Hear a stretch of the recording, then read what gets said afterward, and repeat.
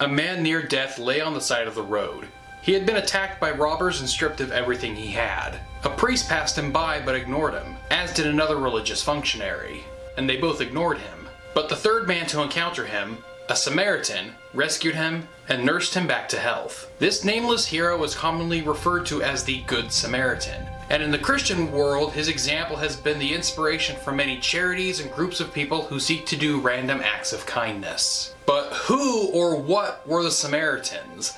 What is their history and what did they believe? The question of who the Samaritans were is a complicated one. Depending on who you ask, you will get a different answer. If you ask Orthodox Jews, they will tell you that they are Mesopotamian pagans who were brought in by the Neo-Assyrians. If you ask a scholar, they will say that they are a distinct sect of Jews. Most surprising to me when I started researching this was that the Samaritans aren't some long-lost ethnic or religious group vaguely mentioned in an old document, but rather are an actual ethno-religious community still around today. They continue to practice their religion and customs in two known communities, the older of which near Mount Gerizim in the West Bank, and in the city of Holon in Israel, numbering about 800 people between the two of them. If you were to ask the Samaritans what they are, they would tell you that they were the true Israelites who have preserved the authentic word of God passed down at Mount Sinai by Moses. So then, where do the Samaritans come from? The Samaritans themselves trace their origin back to the period of the Judges, before the creation of Israel under King David. The schism between Judaism and Samaritanism, at least according to the Samaritans, begins with the rivalry between two high priests, Eli and Uzi. According to Israelite tradition, priests of their religion were supposed to be descended from Moses' brother Aaron. Both Eli and Uzi were descendants of Aaron, but from different sons of Aaron. Uzi was descended from Aaron's son El.Alvarez, while Eli was descended from his other son, Ithamar. The Samaritans believed that the only legitimate line of high priests came from the son El.Alvarez and their worship community around Mount Gerizim. The Old Testament claims that after the Israelites conquered the land of Canaan under the command of Joshua, they took the Ark of the Covenant to a place called Shiloh and set up a center of worship there. The Samaritans claim, however, that the Ark was originally set up at Mount Gerizim, but after a dispute between the two high priests, Eli left Gerizim with his followers and the Ark of the Covenant and set up a rival sanctuary at Shiloh. The Samaritans build up their claim with the subsequent history of Eli's sons, Hophni and Phinehas, who were known to be bad leaders who lost not only their lives, but also the Ark of the Covenant in a battle with the Philistines that resulted in the destruction of the city of Shiloh. The Samaritans portray these events as proof that the descendants of Ithamar were not legitimate holders of the office of high priest. These events, according to the traditional narrative, all occurred before about 1000 BCE. The Jews have their own explanation for the split between themselves and the Samaritans. In fact, the Hebrew Bible doesn't really make a big deal about there being different worshiping communities at Mount Gerizim and Shiloh. The Hebrew Bible only refers to the Samaritans once. Howbeit every nation made gods of their own, and put them in the houses of the high places which the Samaritans had made, every nation in their cities wherein they dwelt. This section of the Old Testament is describing the conquest of northern Israel by the Neo-Assyrians. Orthodox Jews have interpreted this passage as the Samaritans siding with the Neo-Assyrians and worshipping other gods in addition to the God of Abraham. What we do know is that the conquest of northern Israel resulted in the settlement of people from the Mesopotamian city of Cutha into Samaria, which resulted in rabbinic sources referring to the Samaritans derogatively as Kuthians, implying that they were not true Israelites. So if the Samaritans believe that the split occurred before 1000 BCE, and the Jews believe that it occurred sometime in the late 8th century BCE, when do scholars believe the split occurred? They are still debating whether or not the Samaritans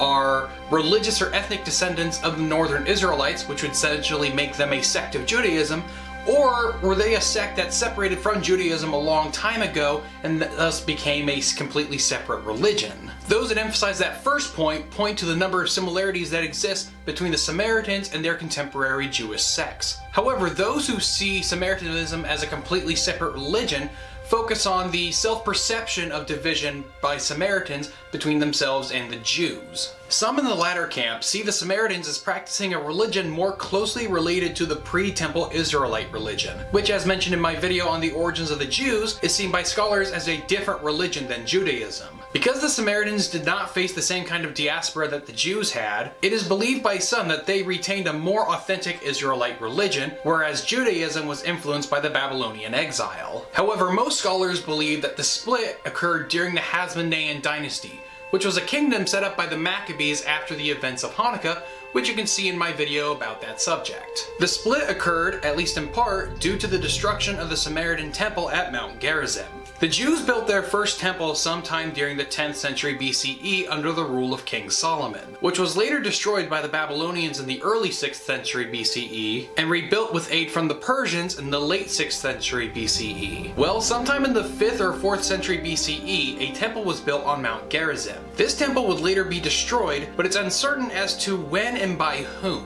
Our old friend Josephus says that the temple at Gerizim was destroyed by the high priest John Hyrcanus I around 113 BCE, but the Talmud claims that the temple was destroyed by the high priest Simeon the Just sometime in the 4th century BCE. However, most scholars tend to go with Josephus's account, which makes them believe that the true split between the Jews and the Samaritans is more recent than either party's account. The reason most scholars go with Josephus's account is because Judaism continued to have influence over Samaritanism long after both of their respective accounts for the division, which means that the split between the Samaritans and the Jews most likely started off as a political division rather than a religious one. So how did the Samaritans go from a major population group in the region to numbering approximately 800 today? Well, there's a long history of rebellions and persecutions. While the Jews revolted against the Romans during the first 2 centuries CE, the Samaritans were pretty quiet, and remained so until Christians took power in the Roman Empire. Under Constantine I, they were pretty well off, getting to rebuild their temple on Mount Gerizim and construct a number of synagogues across Samaria. However, under Emperor Theodosius I, Christianity became the official religion of the Roman Empire, and it's at this point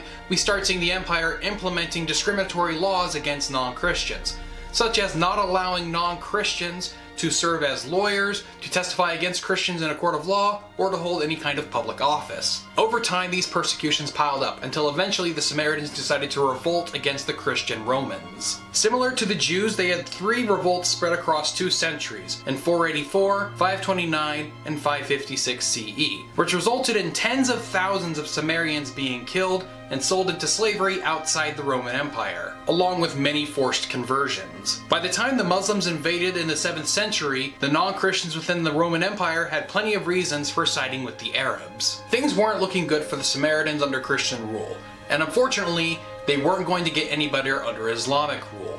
And a big reason for this is because that early Muslims didn't know how to treat the Samaritans, because they didn't know what their status was as to being a people of the book or not. And many early Muslims, and some Muslims still to this day, view the Samaritans as being harbingers of polytheism. In the Exodus story, there is an incident where the Israelites started worshipping a golden calf while Moses was away on Mount Sinai receiving the 10 Commandments. In the Jewish and Christian versions of the story, Moses' brother Aaron is the one who makes the idol. But in the Quranic version of the story, it is a character named Al-Samiri, who Muslims believe to be the father of the Samaritans. There was much debate over this amongst Islamic scholars during the Middle Ages, which resulted in occasional persecutions of the Samaritans. As Arab Muslims settled in the Levant, the Samaritans became victims of intertribal warfare, with their homes being burned and looted, as well as their women being raped. To avoid persecution, some Samaritans converted to Islam, just as many converted to Christianity under the Byzantines. And things did not improve when rule shifted to other Muslim dynasties. A brief reprieve was experienced during the Crusades when Christians conquered the lands populated by the Samaritans. And the story of the Good Samaritan in the Bible is credited with this positive treatment by the Crusaders. But by the Mamluk period, the population of the Samaritans had dwindled to just a few thousand. And by the 15th century, most Samaritan communities outside Samaria had disappeared. By the time the Ottomans conquered the Levant in 1516, there were about 500 Samaritans left, and that number was only going to get smaller. During the Ottoman period, the Samaritans went through a cycle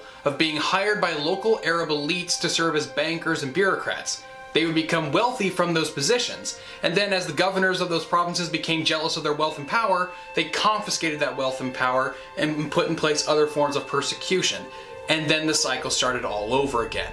And just for those who are curious, similar things have been done to Jews in medieval and Renaissance Europe. In the 19th century, things only got worse for the Samaritans. Islamic scholars demanded that Samaritans convert to Islam because they saw the Samaritans as being an irreligious people. Well, the Samaritans tried to argue with the Islamic scholars that they were indeed a religious people, but the Muslim scholars were not going to listen or buy anything they said. There were only about 200 Samaritans left, and the only thing that's prevented them from being killed was a declaration written by the chief rabbi of Jerusalem that declared the Samaritans to be, in fact, a sect of Judaism.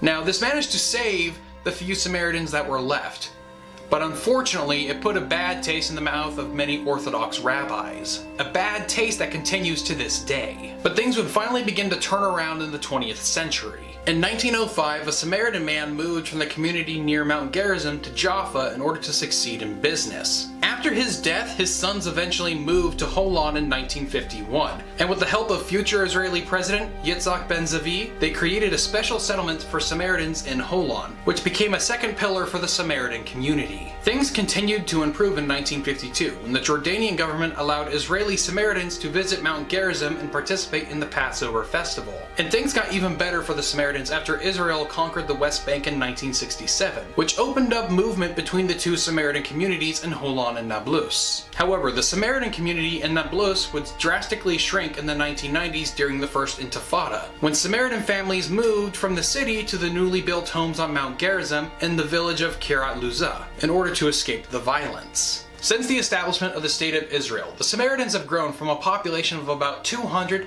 to a population of about 800. It's far from secured, but the Samaritans do look like they're facing good recovery. So just like the Jews, they have a history of persecution.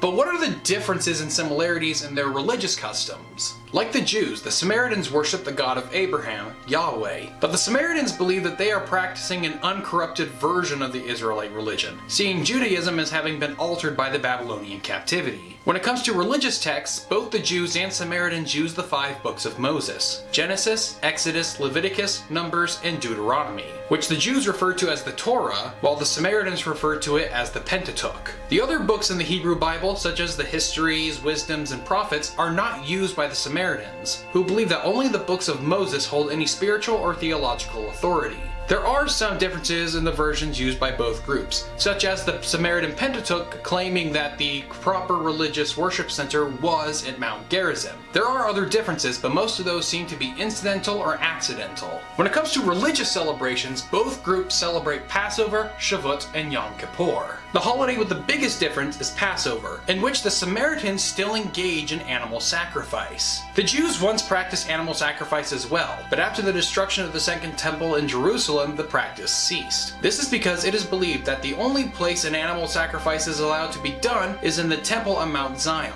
Today that spot is occupied by the Dome of the Rock, the third holiest site in Islam. Most religious Jews believe that they cannot engage in animal sacrifice until the temple is rebuilt on that site. The Samaritans, on the other hand, believe that it is okay to conduct this sacrifice without the temple because the sacrifice was first made by Moses before the temple was built. However, they do believe that the only place the sacrifice should be made is on Mount Gerizim, which the Samaritans still control, meaning that there isn't anything standing in the way of them engaging in this sacrifice. Another difference is the blowing of a ram's horn called the shofar on New Year's and Yom Kippur. Traditionally, the Samaritans have refrained from blowing the shofar because it is supposed to be reserved for times when a temple was standing. However, this has changed in recent decades, with the Samaritans now blowing the shofar on Yom Kippur. As it can be seen, the Samaritans are a truly interesting group, and there are probably more people studying the Samaritans today than there are Samaritans alive.